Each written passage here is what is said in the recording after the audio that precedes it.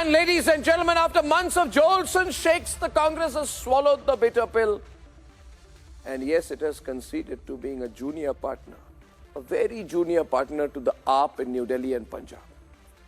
The India Alliance has managed to somehow cross this part of the seat share hurdle, but this is only the beginning, with more challenges on the road ahead. Ladies and gentlemen, today's developments, and then we debate. The biggest political steering contest, it seems Kong blinked first. From the stubborn big brother stance, इतना बड़ा जब ये गठबंधन बनता है, और गठबंधन बनना कोई मामूली बात नहीं होती, बहुत बड़ी चुनौती होती है, सबको कॉम्प्रोमाइज करना पड़ता है. and after many verbal battles over prestige, Punjab ते दिल्ली च मां अपने बच्चे नूं दुनिया दी सब तो छोटी कहानी सुना सकती है. एक थी कांग्रेस. मेरा व्यक्तिगत मानना है कि दोनों तरफ से इस तरह की टिप्पणी नहीं होनी चाहिए, पर अधीर जी का और टीएमसी का एक पुराना व्यक्तिगत इतिहास है, तो उसको अगर परे भी रखें. खैर, ये तो जो हो रही है, बातचीत हो रही है, मुख्य तो तब पता चलेगा जब पार्टियां टेबल पर बैठेंगी. Congress seems to have given in and has accepted its fate as a junior partner. एक पार्टी जब अपने एक संसदीय क्षेत्र के अंदर टिकट बांटती है तो वहाँ पे 10 दावेदार होते हैं उस टिकट के. जाहिर सी बात है, आप एक को टिकट देते हो तो 10 लोग में से 9 नाराज़ होते हैं, दुखी होते हैं. और जब 2 पार्टियाँ होती हैं तो जाहिर सी बात है, जो टिकट मांगने वाले लोग हैं वो और ज़्यादा बढ़ जाते हैं. तो जाहिर सी बात है कि इसके अंदर थोड़ी परेशानी होती है, मगर इन परेशानियों के बावजूद आपको देश को बचाने के लिए जो है कुछ कॉम्प्रोमाइज़ेस करने पड़ेंगे. So this is an alliance that wants to defeat Narendra Modi in 2024. But this is also an alliance where you have multiple parties that do not see eye to eye.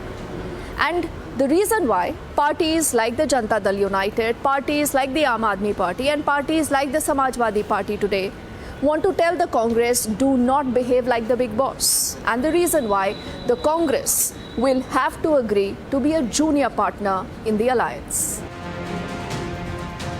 The biggest hurdles that the Congress faced were with the Aam Aadmi Party and the Trinamool Congress. এত অহংকার কিসের জন্য? India জোট সারা ভারতবর্ষে থাকবে আর বাংলায় তৃণমূল কংগ্রেস লড়াই করবে. মনে রাখবেন, বাংলায় তৃণমূল কংগ্রেসই বিজেপিকে শিক্ষা দিতে পারে, সারা ভারতবর্ষকে পথ দেখাতে পারে, অন্য কোনো পার্টি নয়. With seat sharing in Delhi resolved, Punjab and Bengal are next big hurdles.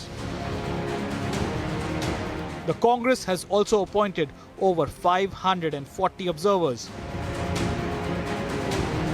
अब स्वाभाविक है कि इंडिया अलायंस जो है पूरी की पूरी 543 सीटें लड़ेगा, और जब आप 543 सीट लड़ेंगे तो अभी तो ये तय नहीं है कि हम कौन सी सीट लड़ेंगे और हमारा साथी पार्टनर कौन सी सीट लड़ेगा. The BJP has said that the Congress is cheating its allies. Congress अगर 545 सीटों में लड़ेगी तो ये अलायंस का क्या होगा? अलायंस क्या तंबाकू लेने गया जाएगा? तो ऐसे तो नहीं चल सकता. और मुझे लगता है वो भी सीनियर लीडर है, तैयारी अपने सीट से पहले करे, क्योंकि पिछली बार वो हार गए थे हमारे कैंडिडेट के साथ अगेंस्ट में.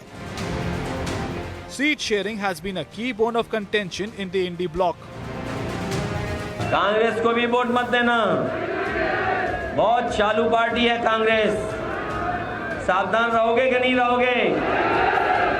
बंसल जी बेबंदे में दुखी थे, कांग्रेस ने धोखा दे दिया. अरे जब हमें धोखा दे दिया तो तुम कहां के बंसल हो? There seems to be a glimmer of consensus with Congress swallowing the bitter pill. सभी लोग एक आवाज में ने कहा कि अलायंस के लिए इंडिया अलायंस को और मजबूत करने के लिए जो कुछ करने की जरूरत है, कांग्रेस अध्यक्ष जो उचित समझे वो कदम ले. Indy is yet to decide on key issues such as alliance convener and the PM face. खड़गे फड़गे का नाम नहीं जानता है, अभी नाम बोले हैं तुम सुने हैं. जानबो नहीं करते थे कांग्रेस का वो राष्ट्रीय अध्यक्ष हैं खड़गे जी. तो आप बोले तो हम जान गए, उनको कोई नहीं जानता है.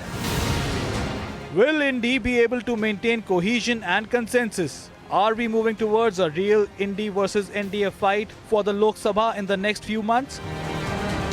Let's debate.